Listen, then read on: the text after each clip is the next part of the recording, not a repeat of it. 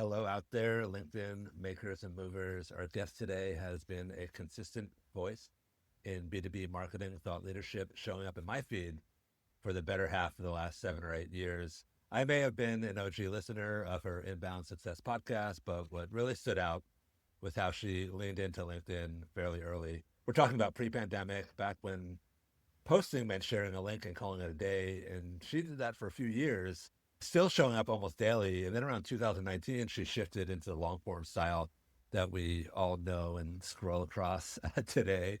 And just about 6 years ago, she dropped this gem of a quote. And it said, 4 or 5 years from now, personal branding won't even be a thing because it will just be part of how we communicate, how we market, how we grow, and how we operate. And looking back, she was 100% right. She caught the wave at exactly the right time. During the pandemic, her following took off, and today she's one of the most recognized voices in B2B marketing. I'm talking about Kathleen Booth, the Senior Vice President of Marketing and Growth at Pavilion, the popular go-to-market community. And before I pass the mic to Kathleen, I want to dig into her background a little bit. Before Pavilion, Kathleen built and sold an agency called Quintain Marketing. It was one of the early HubSpot partners, where she was the CEO for over a decade. After the acquisition, she ran marketing for the agency, the parent company, a bit longer, and then jumped headfirst into B2B SaaS marketing. She led marketing at venture-backed startups like Attila Security, Clean.io, and Tradeswell. And for the past couple of years, she's been leading growth and marketing at Pavilion, helping shape one of the most vibrant go-to-market communities out there. And there's no doubt in my mind that her growing presence on LinkedIn probably was part of the calculus of getting hired. And as today, she's part of the Pavilion megaphone that's been guiding go-to-market professionals through a pretty turbulent 5 years and helping go-to-market professionals grow skills, grow their career. And as a result, the community has really grown like a wildfire, which is, it's not good for trees in LA, but it's good for communities. And she's also a keynote speaker, and she's been recognized many times as a top marketing voice and a top woman in business, and the recognition that's come from many places, all those top XYZ lists. She's been in a ton of them. But I think the most interesting one that I've seen recently, she was drafted by LinkedIn as part of an elite cohort of top B2B marketing influencers. And hopefully we can get into that a little bit more, what that means. But the part I love the most is that Kathleen built and exited her business. She landed roles at high growth companies and grew into one of the top B2B marketing voices, all by consistently showing up and sharing online on LinkedIn. And if that's not the definition of LinkedIn famous, I don't know what is. So let's give a big LinkedIn famous welcome to Kathleen Booth.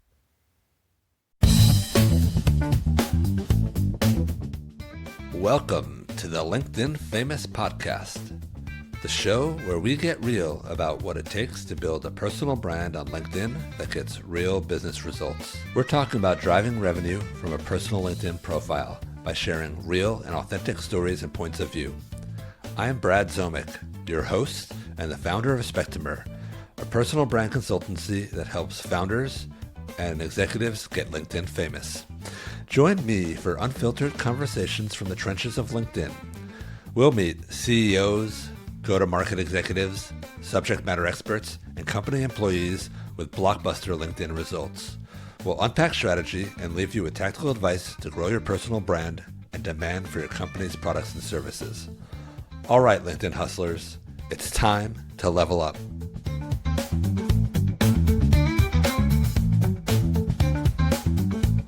Thank you, Brad. That is such a lovely introduction. I feel really flattered and honored to be here. I'm excited to have you here as well. Is there anything in your background that you maybe want to double click on?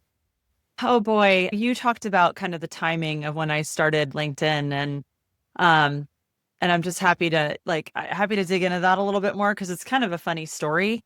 I was an agency owner for 11 years, and so it was a small agency, right? So I was the chief salesperson, the head of marketing, the CEO. I was also the person that washed the dishes at the end of the day in the office. And because of that, having always kind of grown through my career as a marketer, had to learn to be a salesperson. When you're at a company of that size, it's founder-led sales, and it's sales and it's also business development. Like, you're putting yourself out there, you're building a brand. And I started really on LinkedIn for that reason, because I saw it as a way to get exposure for my little agency that didn't have huge budgets for paid ads, but I didn't really know what I was doing. I kind of stumbled into it, and it all sort of crystallized for me I think it was in 2019. when I was leaving the company that had acquired my agency and going off into the world. And I had probably started a little bit earlier, but that was around the time. It's funny you noted that I started doing long form content. That was around the time that the term broetry was coined. Yeah. And I remember thinking, oh, first of all, oh my God. Second of all, I was like, there's no way. Like, I was seeing all these guys doing it and getting tons of followers and at that point, there were all these LinkedIn engagement pods and it was all men. And I was like, this is crazy. And I started to lean in more for no other reason than I didn't want the guys to be the only ones to benefit from it. I had no goal. I always tell this story. I wasn't selling a course. I wasn't like trying to build up my resume as a consultant. I was just like, I'm not going to let them have all the fun. And so I kind of challenged myself and was like, I wonder what would happen if I posted every single day for a year. And that's really how it started. And it was a great muscle to build. Like you hear writers talk about this. If you just do it regularly, you start to get better at it. And it was a great experience. And I connected with so many interesting people who I have since become friends with. And that was the start. And I just loved it. I love the network I built. I learned a lot. I did build a brand that helped me in a number of ways, and I'm happy to talk about it. But that was the beginning. It was me deciding that I wanted to plant my flag and make sure there were some women in the mix with the broetry. That is funny. I remember back then when it was called broetry and it was kind of a joke. And you're right. I would say even today, it's still mostly dudes.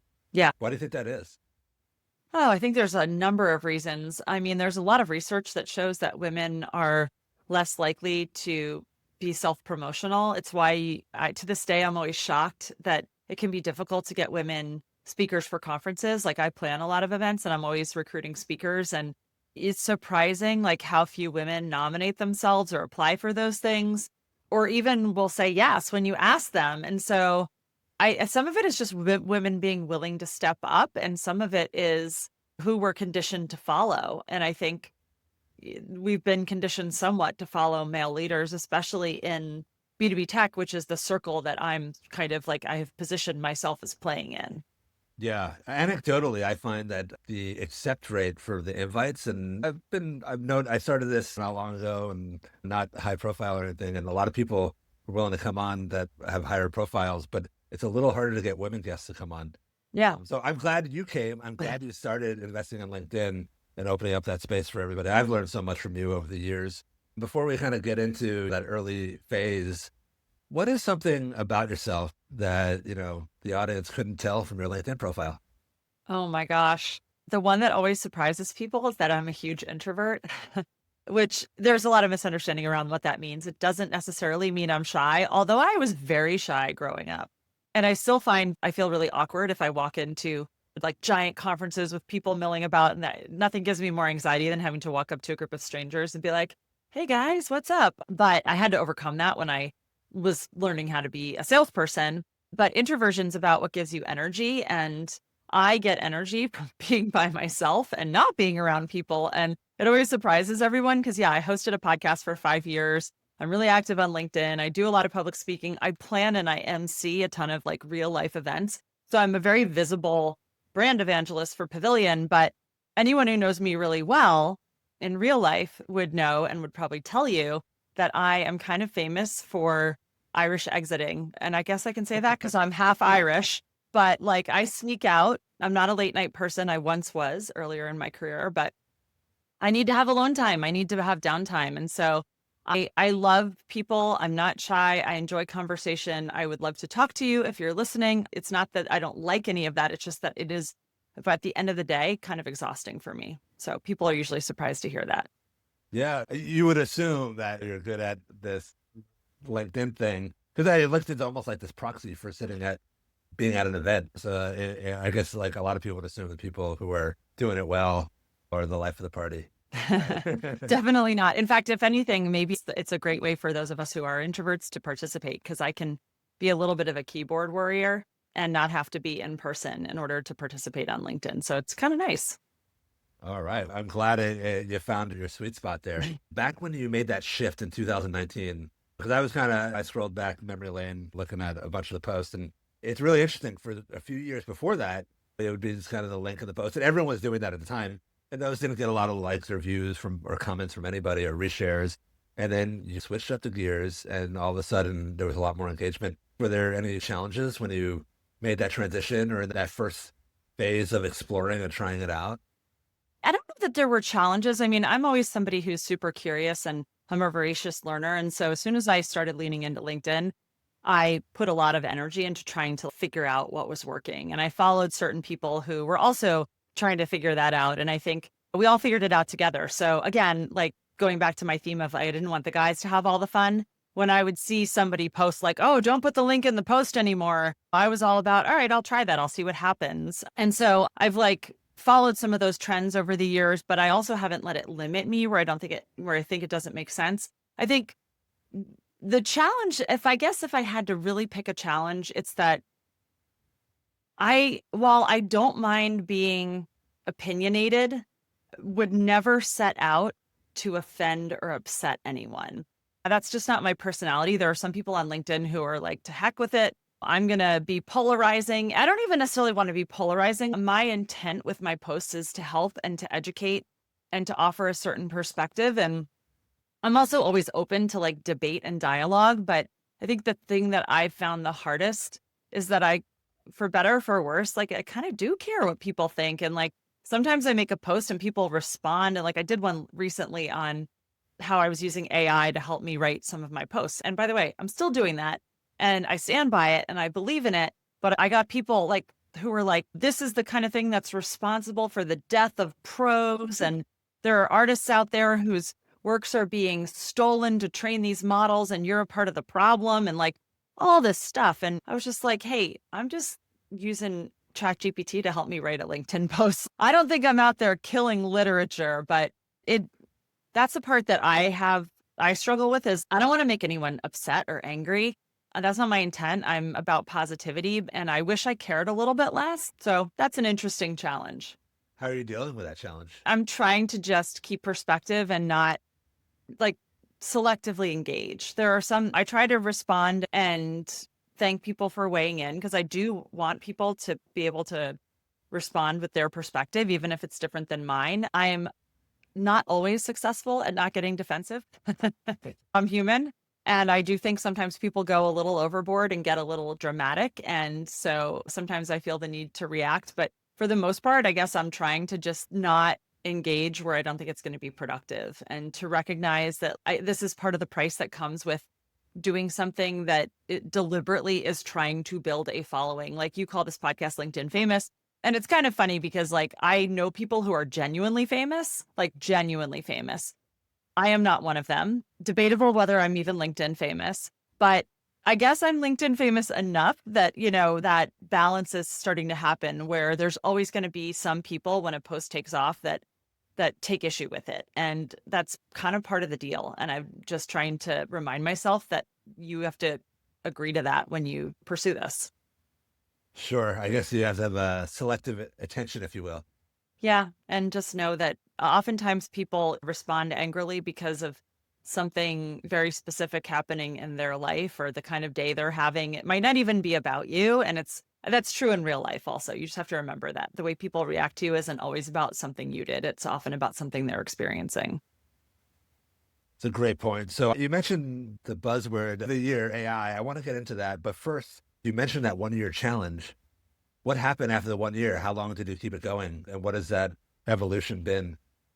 Yeah, I was really consistent it was over a year every day. And there was a time period where I was doing a lot of video where I would just turn on my webcam and speak to it. And which is sort of funny because I hate watching myself on video, but I forced myself to do it. I think because at the time people were like, video's doing really well. And like I said, I'll try anything, right? And it was kind of shocking to me how quickly my following grew. Like I was just some random person I live in Annapolis, Maryland. I'm not even in a big city. I wasn't with a famous tech company. Part of me was like, who am I to have this following, to have people responding the way they are? It was sort of funny to me at the time. But like, I looked at it as like a scientific experiment and I was like, this is interesting. It's working. So I'm going to lean in more. And that's what I really did for a few years. And I looked at it as like part of my job, no matter where I worked, was to be active online because I just fundamentally believe in that long game and how it's going to benefit you and your company and wherever you choose to work. And it helped me find jobs. There were times when I had a CEO say to me, I'm hiring you because of your LinkedIn presence. That's how I knew you. I had people cold outreach me for jobs. I got business leads. There's a ton of different things. I got fractional CMO work, which I still do on the side to this day with the blessing of my employer. And so it definitely benefited me in a way I wasn't expecting. But I will say I've had some like highs and lows in the sense with my consistency, in the sense that even just last year and through part of the first quarter this year, I think I was really in a slump and I was struggling with, I don't really know what to post. I wasn't feeling like I had much to share because I've always been somebody who likes to share as I'm learning. And I was just feeling, I don't know, I was questioning myself. And something happened. I don't even know what. And a few months ago, I really leaned back in and got more active and more consistent. It's not even more active, it's more consistent because that's what was lagging. And I just noticed such a difference. There was a 2-week period recently when I was super consistent. And I mean, I had posts that were getting 300 and 500 comments. And that's a level of engagement I hadn't seen in a very, very long time. And maybe it was just coincidence, but I do think the consistency is such an important part of it because it's people being used to seeing you in their feed and being used to feeling like you're a part of the conversation, and it makes them more willing to engage. So we'll see. I'm back on the game. So it's fair to say, was that slump psychological? I think we kind of all go through those phases where we're doubting ourselves or we're in a funk. How did you power through it? What was the unlock? Yeah, it was sort of psychological in this. Well, part of it was I was just really busy. I mean, I took on a lot when I joined Pavilion. For a period of time, I was running our customer success team in addition to marketing. Then for a period of time, I was running our sales team in addition to marketing. And these were things I had never done before. And so they required so much of my attention. And there were times when I definitely felt like I have enough going on today. I don't need to also make myself write a LinkedIn post. And then there were other times where I think part of my challenge was for many years when I first started posting, I was in very much in a startup marketing leader role. And so I was with a small team and I was doing a lot of the day-to-day stuff. And I felt a high degree of ownership for the results I was driving because I was ideating, I was implementing, etc. At Pavilion, this was interesting and it's something I didn't expect. I lead a much larger team. I think at its largest at one point, it was 20 something people. And one of the things I struggled with is like how to post about the marketing work we're doing without making it feel like I'm claiming credit from my team because we're doing so many interesting things, but I'm not actually the one coming up with a lot of them or executing them. And that's how it should be, right? Like we have a larger team. I've hired some incredible people who are much better at their jobs than I would be, and they're crushing it. But it feels weird I think at the time I was thinking it felt weird to post about those things in the same way that I might have done so in a smaller marketing team. And so some of it was a little bit of a recalibration of what I posted about and how I thought about my presence. And I needed to like work through that and figure out my new strategy. Your personal brand evolved, right? Because pre-Pavilion, you were a B2B marketer, a strategist, tactician, executioner, and now you're a leader, right? I think that your personal brand had changed, and I think you need to update your content strategy. Yeah. And I would say, I mean, I was a CEO and I was a VP of marketing and a CMO. But the big difference at Pavilion was having led sales and led customer success and also having exposure to this community that is really cross-functional. That's the thing about Pavilion that's unique is we are cross-cutting across the go-to-market leadership team. I think it built a different muscle for me and it's been great for my career. I've learned a lot. I've met a lot of really smart people who've taught me things and it's enabled me to speak about things from a different perspective. I think I also have a very unique kind of context that I can bring to the table today, which is that I've never had more voice of the customer in my entire career because we are a community business. So if I want to know what heads of marketing or heads of sales or heads of CS are talking about, all I have to do is go into Pavilion and I can see in our Slack exactly what their challenges are, what the things they're thinking about are. And that's given me a completely different perspective that can add value to the public conversation. But again, it required somewhat of a recalibration of the type of content that I shared, because it also, like, it's a transition from being very personal and always first person, my experience, to here's what I'm observing, here's what I'm seeing in the market. It's a really interesting evolution. We touched on this in the kind of two ways around how you approach content. And I think you made a good point earlier that you have your day job and creating this content, not even really necessarily part of that, or for a lot of people, especially. So you have to make time for it. But I'm kind of curious how you plan and create, what that whole process looks like. You mentioned a little bit of AI, you mentioned a little bit inspiration. How does that all come together? And Yeah, it's evolving. And I wish I could say that I'm like a great example of best practices, but there was a time when I would say I was more consistent about planning out my week and knowing exactly what topics I was going to talk about. I think life is moving really fast right now. And so I'm less pre planned in the way that I used to be. But what I've gotten better at, and I think this speaks to that comment I made earlier about building a muscle, is now I'm much more intuitively pay attention throughout my day. And I'm better at spotting, oh, this would be a great thing to make a LinkedIn post about, whether that is, here's a question that I had at work that probably other people have, or here's an aha moment I had, or here's a conversation I'm seeing happening in Pavilion that probably is happening more broadly, or here's a great article I read that I want to reflect on. There's just so many sources of inspiration. And for me, what it looks like is I use my notes app on my phone so that I can remind myself when inspiration strikes, oh, this is a topic. And I kind of keep like a topic backlog so that if I feel uninspired, I can just go to it and be like, that's right. That's a thing that I wanted to talk about. Because very often the day I go to post, there'll be something that just happened and I'll post that. I won't post the thing that's in the backlog. So the backlog lives for when I need to tap into it. Then, and this was my recent controversial LinkedIn post. So we'll see if this also courts controversy. But what I've started doing lately that's been a huge unlock for me is what I enjoy about LinkedIn posting is the actual ideation. I like thinking about the topic and the angles and my opinions about it.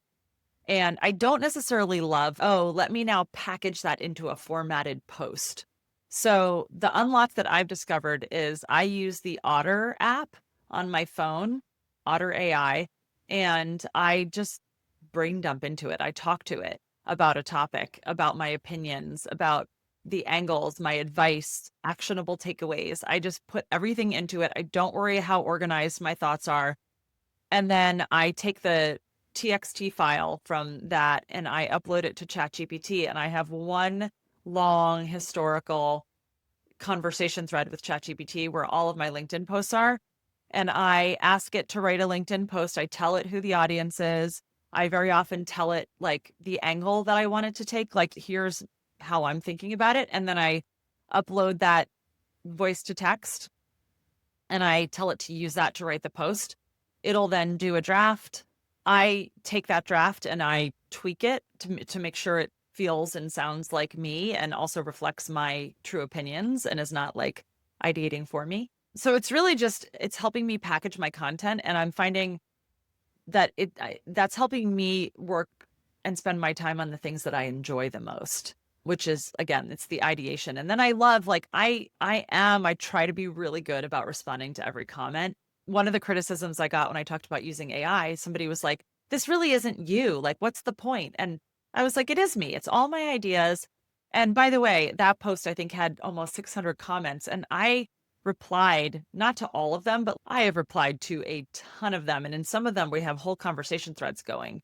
That's all me. Like, when I respond in my posts, you're in a conversation with me. And so if somebody takes the time to engage, I've always felt a strong obligation to engage back with them.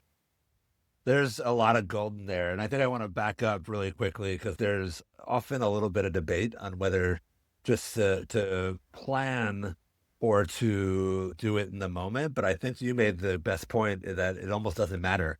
It's really about capturing the ideas and have Yeah. something to say. And then I want to get into your use of AI, which I think is ingenious. And the way you're doing it, it makes total sense, right? Because you have this whole backlog of things that you said to it before that knows your voice. It's your words, the things that you've actually said. I'm wondering upfront with this ongoing, it must be miles long, this thread now.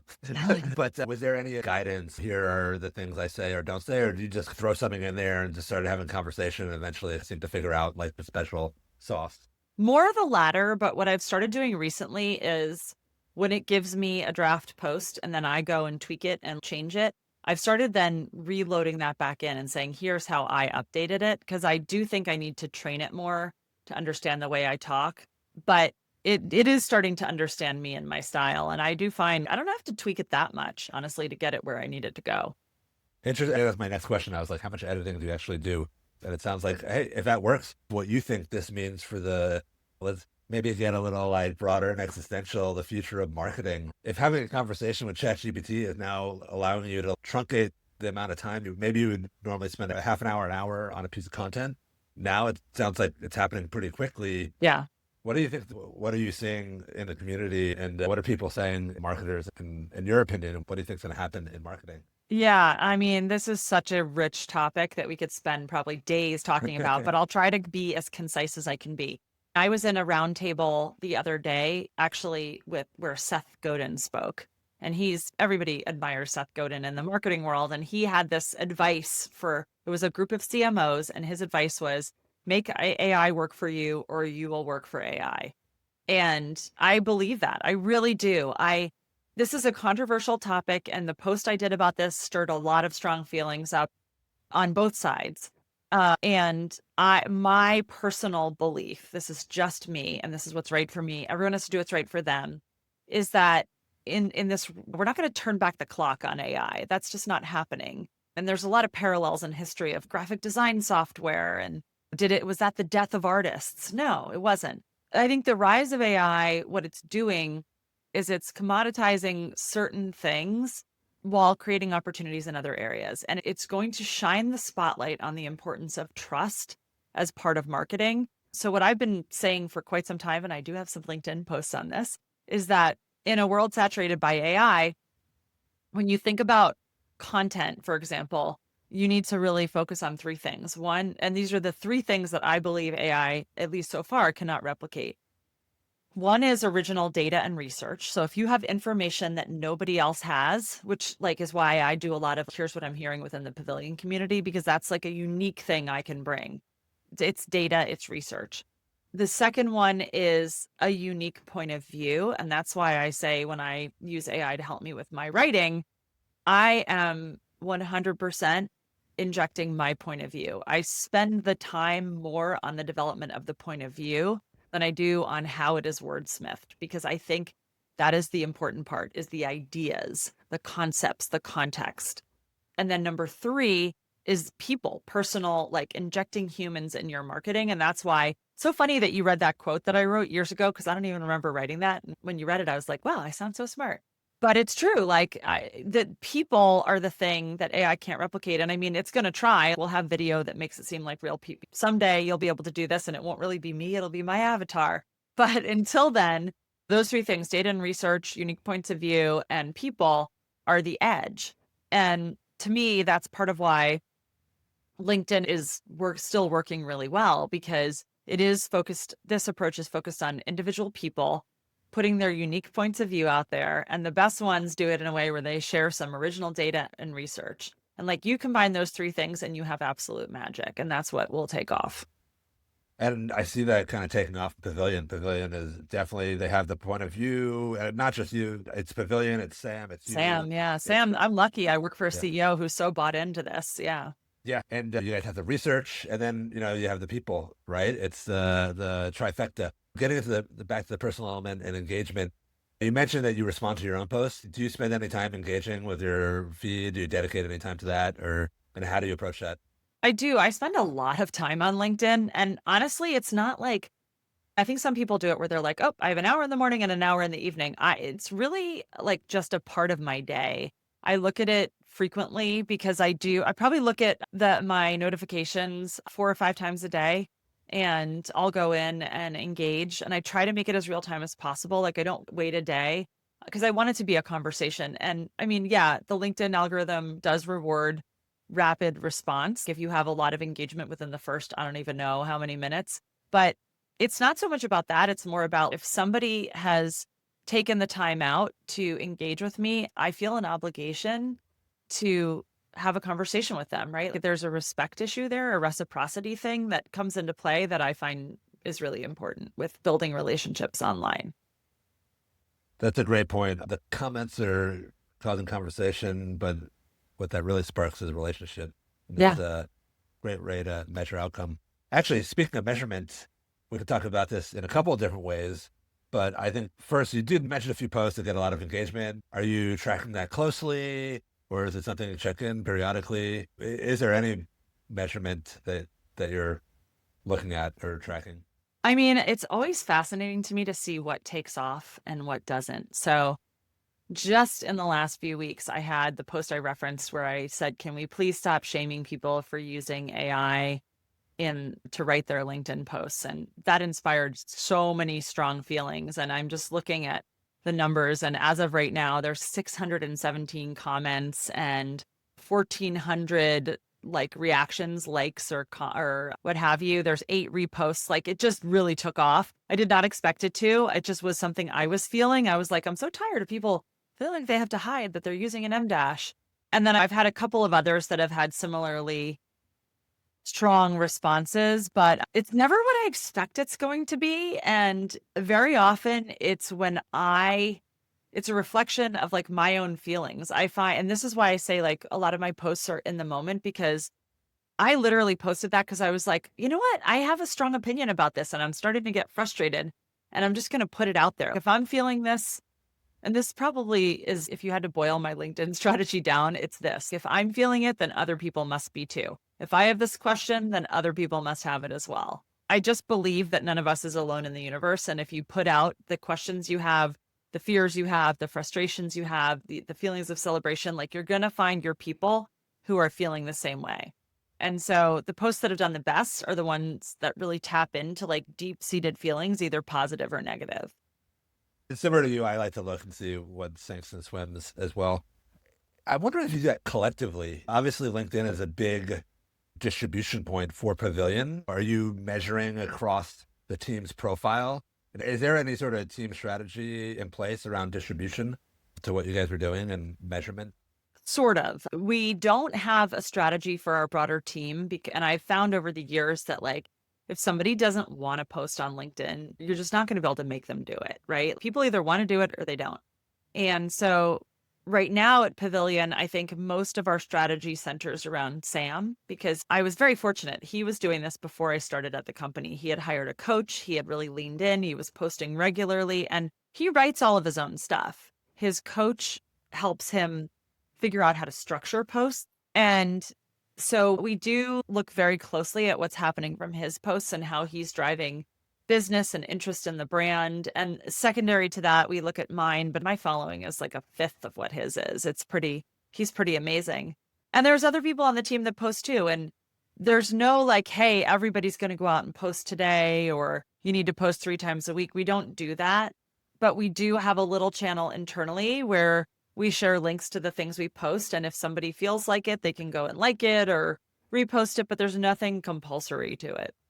Oh, interesting. You guys seem like you do a good job. I also see other people in Pavilion posting, so I thought maybe there was some strategy behind it, but I do No, think I that think it's like more about, yeah. yeah, it's more about the culture. And this was the point I was going to make is that, and I was talking to some other marketing leaders about this recently, like where it works, companies where it works really well, it's not that they necessarily have a concerted strategy. In most cases, it's that they've built a culture that prioritizes that, rewards it, and recognizes it. And like sometimes they're hiring for it. Like they hire people who are already socially native. And so those people are just more likely to engage and they recognize the importance of it. So I think that's what we have is not across the entire company, because there's a lot of people that work here who never post anything, and that's fine. And that's their prerogative. But there's a subset of our team that just believes in this and does it. And that's great. And that speaks to the culture more than anything else. That is a great point. When you look at these companies like Gong and Outreach, Yeah. who historically have done really good, they might have put some structure around it, but they also, like you pointed out, was part of the DNA and they were set up for success just by the executive modeling and the hiring practices. So I think that's a great takeaway for a lot of people listening. So talk about impact. I'm wondering, were there any surprising impacts, positive or negative, things that you just didn't expect? Yeah, yeah. I mean, I'm still to this day like shocked when I travel someplace and someone will come up to me and be like, "Oh my God, I've been following you on LinkedIn for years." And I'm like, "You have? What?" I don't think of myself as having that much reach. And so that's always surprising to me. And it's also interesting because it often means that people know who I am and I don't necessarily know who they are, which is just a fascinating dynamic. I would like to know everybody's name, but I don't. And so sometimes I get nervous when I'm meeting a lot of new people and I'm like, oh, I have to remember to say nice to see you and not nice to meet you because I'm not sure who I should know. That was surprising. I think knowing like over the years, the times when I've been almost like recruited because of my social profile, that's been surprising to me. And then some of the recognition, like again, I don't think of myself as this particularly famous or super accomplished person. And so it sounds trite, but like when I was invited to be part of that LinkedIn cohort that you mentioned, that I was pretty shocked. And to this day, I'm still like, how did I wind up to being a part of this? I don't know, but it's great. I love those opportunities. I feel very fortunate that I get to take part in them, but I still find it really surprising when they happen. Well, don't sell yourself short. I enjoy your content and learning from you. I'm glad you mentioned that LinkedIn cohort. What's going on there? I remember seeing this coming out at the end of last year and was excited to eventually talk to you about it. What is that?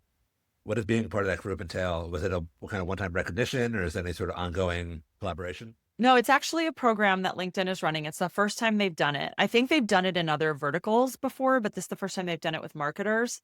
And I want to say there's 30 of us.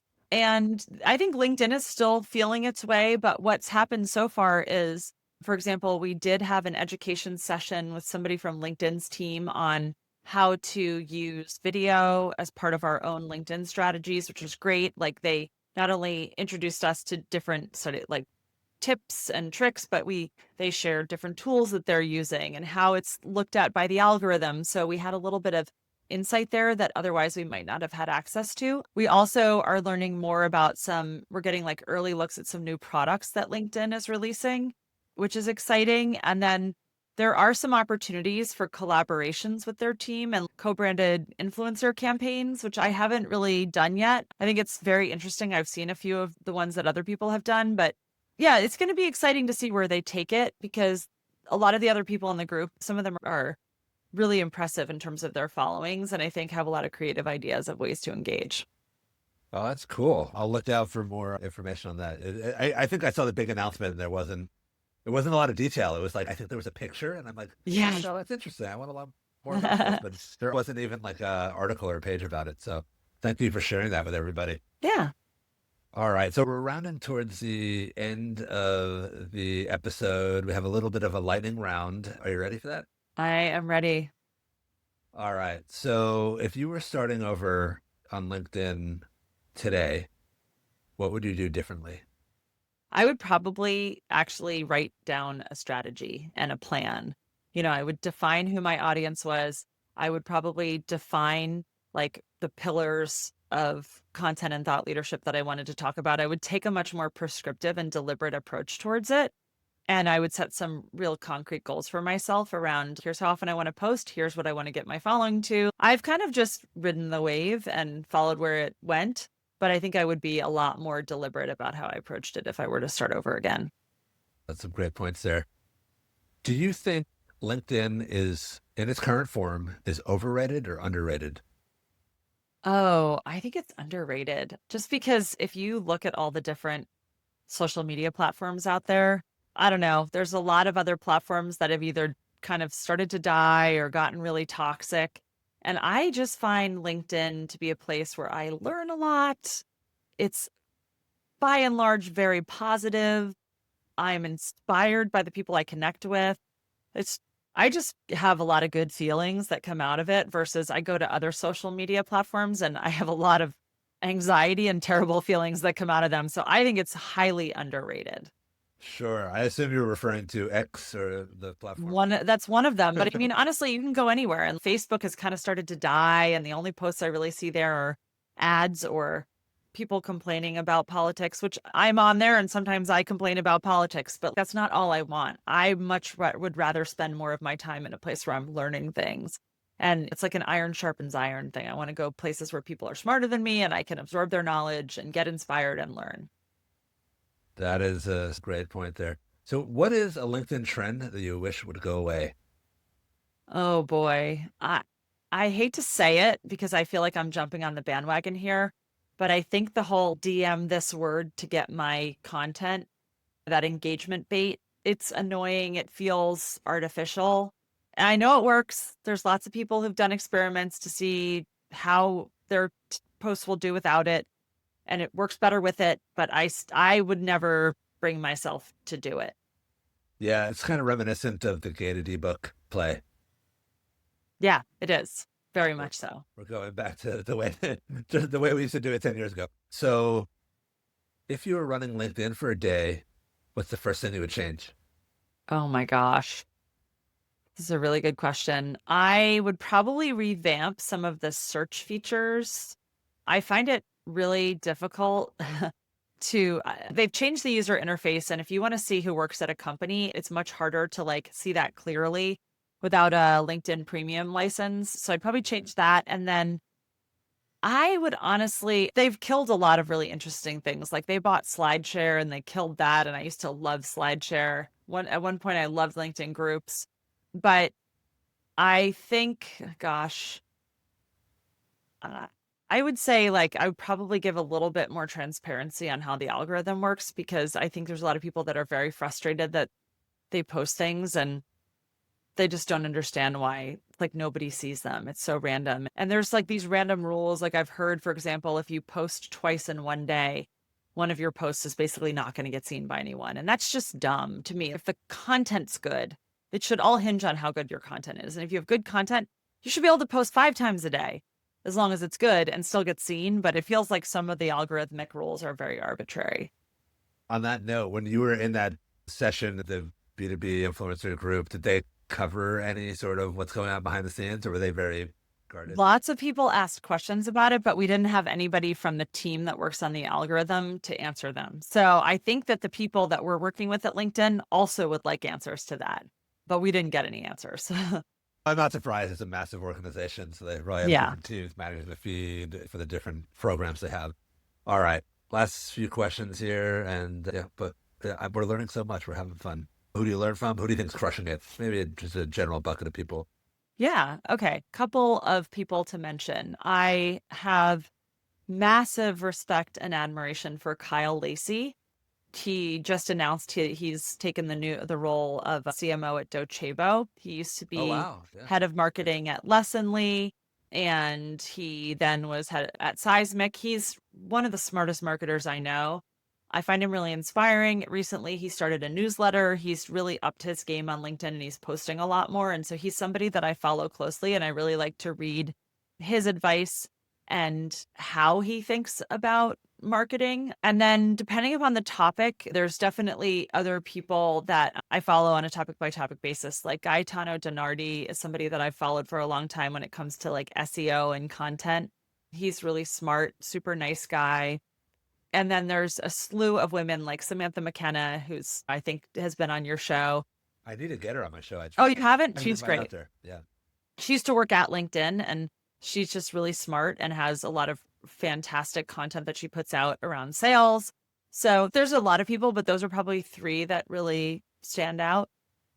All right, that's awesome. Well, I want to thank you for being so generous with your time and insights. And before we wrap, is there anything exciting happening at Pavilion or even just in your world that you want to share or point to anyone to Yeah, share? I would say exciting things happening at Pavilion. We put on a lot of events, and that's something that I'm really passionate about. I really believe that like the magic of community happens when you get people together in person. And so I'm not sure when this is going to go live, but we have our CMO summit next week in Atlanta, our Chief Revenue Officer Summit in June, and then our biggest event of the year, which is GTM 2025, is in Washington, D.C. in September. And it's a great event. It's executive only. It's about 800 people. It's going to be awesome. So I'm always really excited about that. The other thing I'm excited about, which is sort of a double-edged sword, is let me back up. What I'm not excited about is that we're living in tremendously uncertain times that are very stressful when it comes to the economy and like tariffs and geopolitical things. There's so much stress around that. What I am excited about is that we are launching a new effort at Pavilion to help people navigate that. And it's going to involve for our members like weekly roundtables. We're bringing in speakers. We're going to be releasing directional data on a weekly basis about what's happening in B2B tech and how all of that is impacting our companies. So I feel like this is the thing I love the most about my job is that we're positioned to really help people. And I think in times like this, more so than ever, is when we have an opportunity to lean in and really make a difference for them. So that is something I'm very excited about. That all sounds amazing. Everybody go follow Kathleen, go follow Pavilion. They're doing a lot of cool things over there. A great place to level up your skills and your career. And Kathleen, thank you again for sharing all your insights and experience. It was very enlightening. And until next time, let's stay connected. Thanks, Brad.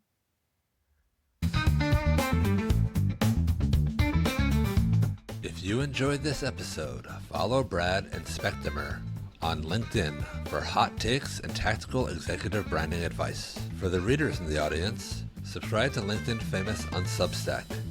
And if you really loved this episode, leave us a review on Apple Podcasts, Spotify, or the podcasting platform of your choice. Until next time, stay bold, authentic, and keep on creating.